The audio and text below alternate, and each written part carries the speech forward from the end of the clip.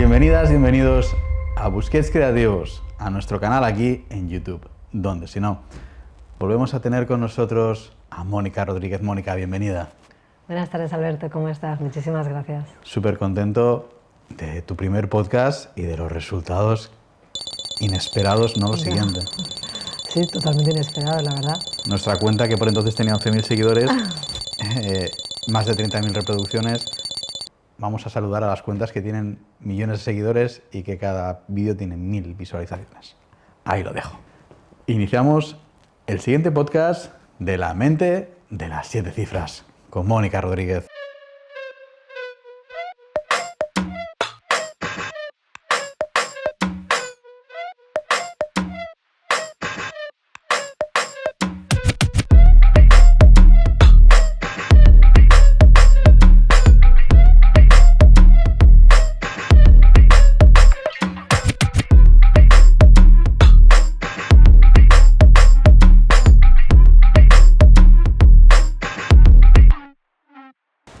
Nuestro nuevo podcast se titula Decidir y la pregunta es la siguiente.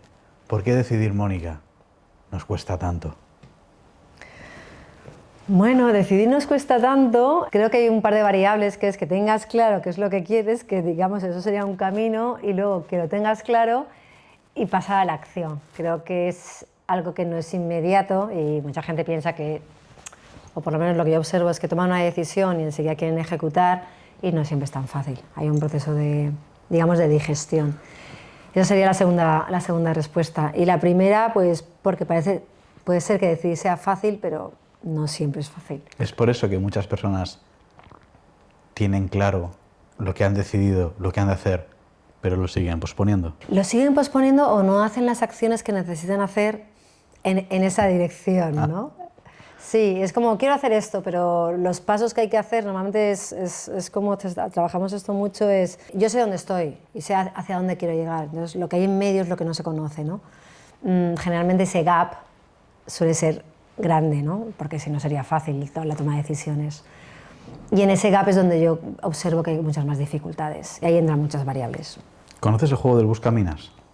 ¿El juego del Buscaminas? No. Antiguamente, cuando te obligaban a utilizar Windows en la escuela y acababas la tarea, entrabas en juegos directamente. Y había uno que todos abríamos pensando que estaba lleno de acción, se llamaba Buscaminas. Pero creo que nunca nadie supo cómo se utilizaba. Entonces, cuando no logramos tomar decisiones para hacer aquello que tenemos en mente, pasa un poco eso, que buscas estar donde crees que vas a estar bien, pero al final pospones porque no sabes cómo va ese juego, cómo... Bueno, es que desde donde estás hasta, o sea, desde que el momento en el que estás y tomas una decisión hacia el cambio que quieres conseguir, hay un buen recorrido. Y la dificultad viene porque tienes que hacer cosas que te incomodan, cambiar hábitos, cuestionar creencias y hacer cosas nuevas sobre todo. Y generalmente cuando haces cosas nuevas, la incomodidad suele ser algo que no se gestiona muy bien, ¿no? Si fuera fácil tomar decisiones y llegar a objetivos, todo el mundo conseguiría sus objetivos, pero la realidad es que no. Por eso cuesta tanto sostenerlo.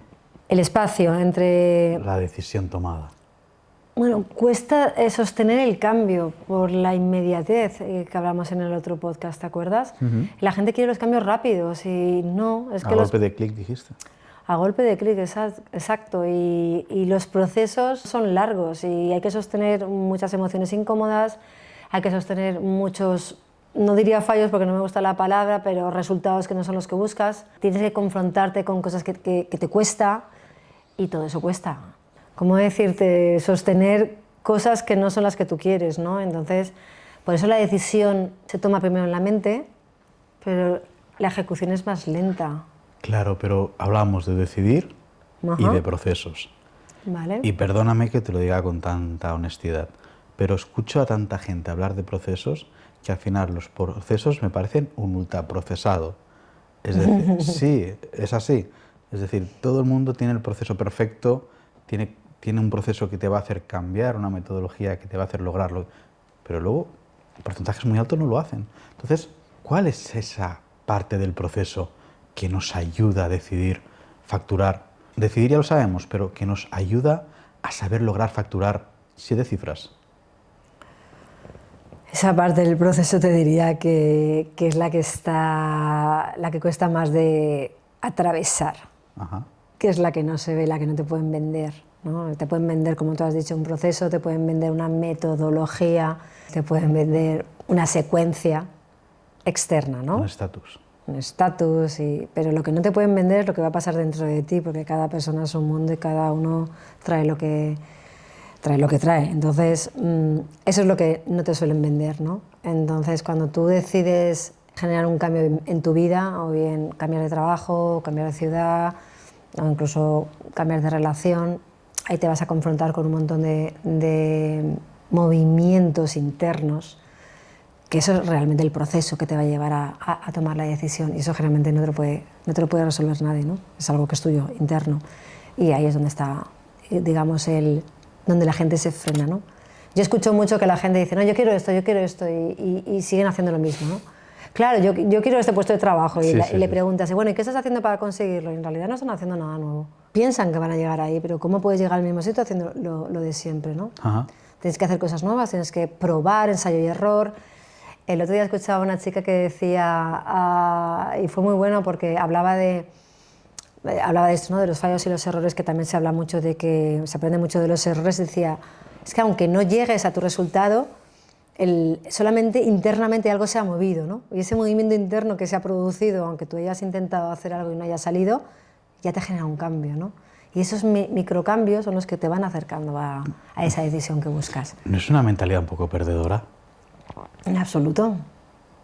En absoluto, porque quizá lo otro es un poco banal, ¿no? El pensar que te vas a ir toda la primera y que lo vas a conseguir. No tiene por qué ser a la primera, pero si vas celebrando microcambios, a lo mejor renuncias a tener grandes cambios porque los microcambios ya te satisfacen. Bueno, es que quizá entre cada microcambio resulta que haces un salto cuántico, ¿no? Y cambias de nivel, ¿no? Pero el pensar que vas a subir, hacer el cambio grande a la primera, pues igual también es una utopía, ¿no? Eso que te a lo venden, mejor la utopía ¿no? la tenía esa chica cuando hacía esas declaraciones en ese podcast o en esa entrevista. No, ella hizo un símil muy bueno, ¿no? Porque la gente dice, no, es que hago esto y no lo consigo, no he ganado nada, ¿no? Y ella decía, siempre ganas algo en los movimientos, siempre. Eso es pensar en escasez. ¿Sí? ¿Tú crees? Desde luego, si no te lo diría. Aquí delante de 30.000 personas. No, vamos, pues siento llevarte a lo contrario, pero creo que es ser honesta, ¿no? De decir, bueno, quizá un microcambio interno te lleva a un buen cambio externo. Quizá es ese microcambio interno el que te va a llevar al externo, ¿no? Entonces entraríamos en el bucle ¿De qué? de esa parálisis por sobreanálisis. Bueno, ahí estaríamos en... Eso sería, digamos, la parte más mental, en querer tenerlo todo controlado, las condiciones perfectas para que se dé el resultado que buscas, ¿no? Y eso sí que es verdad que crea mucha parálisis, primero porque estás constantemente buscando que todo esté bajo control, cosa que es bastante difícil. Incontrolable. Incontrolable, vale. Y luego porque... Qué buena esta. Me acabo de ir yo. Dale like y suscribiros. Me acabo de ir yo. Parálisis por sobreanálisis. Ah, exacto, sí, gracias. Además de esto que has dicho tú... Es que hablo muy rápido, pero me quedo con lo que digo. Sí, sí. Quería decir el agotamiento mental, viene un poco también por ahí, ¿no? Es una maratón el día a día. ¿Es una maratón el día a día? A veces sí, a veces sí. Sobre todo si quieres hacer muchas cosas a la vez. Qué desorden, ¿no? No sé si es por el Kaizen o por mi manera de entender la vida, pero jamás se me ocurriría querer hacer muchas cosas, sino que es tenerlo todo ordenado en agenda y aunque haya muchas, las logras, porque ves ese formato compacto de no quedarte bloqueado en bucle por un sobreanálisis. Sobreanalizar sin ser... Pero yo porque el feedback que me has dado es un poco diagnóstico y creo bueno, que... un poco a veces se me va, lo siento. Y creo que de manera viva y constante debemos estar enfocados en el... llámalo microcambio si quieres, pero yo te diría incluso microclima en tu propia vida, de no tener esas altas temperaturas o esas bajas temperaturas, sino saber que van a venir altas o bajas, por no decirte buenas o malas, pero que tu templanza y tu capacidad, ya no solo de decidir, un día lo comentábamos fuera de cámara, el ejecutar, el no ejecutar es ejecutar. El no hacer nada es una toma de decisión, sí. exacto. Decidir no hacer nada. Sí, totalmente de acuerdo. Es lo que llamaríamos la parálisis, ¿no? Ahí te paralizas, ¿no? En la no acción. ¿Cómo distinguimos entre una decisión que es difícil y una decisión que estamos evitando tomar? Una decisión que es difícil, pues es una decisión que te lleva tiempo ejecutarla, que te lleva tiempo, necesitas compartirlo con más personas, necesitas meditarla bien y vas a ejecutar, ¿no? Tomas una decisión difícil y evalúas. A mí me gusta mucho esto lo aprendí hace mucho tiempo, creo que es algo que se escapa mucho, que es evaluar las consecuencias de tus decisiones, ¿no? Cuando dices que es una decisión difícil, entiendo que es porque las consecuencias que luego hay que sostener si la tomas o son difíciles o se les escapan a nuestro control, ¿no? Pero hay un movimiento, te lleva a la acción, o sea, asumes la responsabilidad y las consecuencias que lleven esa decisión. Sin embargo, una decisión que estás evitando creo que es la que no se lleva a la acción, ¿no? Esa evitación o escape, que eso sería ya también un término psicológico, es de la que te escapas, ¿no? Me has llevado a una lectura que hice hace poco y que hablaba sobre la extinción de los dinosaurios. Hay varias hipótesis y en este caso se hablaba del cambio de temperatura en el mundo, por ese frío que llegó a helar el planeta. Y a diferencia de lo que muchos pensamos, no fue por un invierno que hubieran unas temperaturas muy gélidas, que hiciera muchísimo frío. Según este libro, el cambio que llegó a helar el planeta no fue por los fuertes inviernos, sino fue porque los veranos eran muy fríos. Entonces, el hielo no se deshacía, se mantenía durante la estación de verano, por lo tanto, el siguiente invierno, como volvía a helar, se iba acumulando el hielo. Y es un poquito esto, ¿no? Es decir, dejas de tomar esa decisión que debes llevar a cabo, se te va acumulando y al final también es un poco como eso de importante y urgente. Bueno, creo que cuando vas posponiendo las decisiones, mejor dicho, se van posponiendo las decisiones porque no estás ejecutando, añadiríamos el factor también cansancio y frustración, ¿no? Al final, cuando pero la cansancio no te dura 7 días. No, pero la frustración puede ser que pese también mucho, ¿no? En 7 días sí que puedes ejecutar un cambio. Yo me refiero a estas decisiones como que las personas las que dicen, ¿qué haces? No, digo que has dicho que el cansancio, te he dicho que el cansancio no dura 7 días. Y no te dura 7 días el cansancio, a no ser que seas una persona ya derrotada. Ya. Que entonces lo que se necesita es un psicólogo, de verdad, no un podcast. Claro que no, pero puedes tener mucho cansancio mental de estar constantemente haciendo, o sea, queriendo hacer un cambio, pero no ejecutando acciones que te lleven a ese cambio. Entonces, al cansancio mental, que puede ser por el sobreanálisis, hay que añadirle el factor motivacional, ¿no? Al final te frustras cuando no consigues resultados, ¿no? Esa frustración también te lleva a dejar de actuar y creo que ahí entras en un bucle que tienes que romper. Por incomodidad.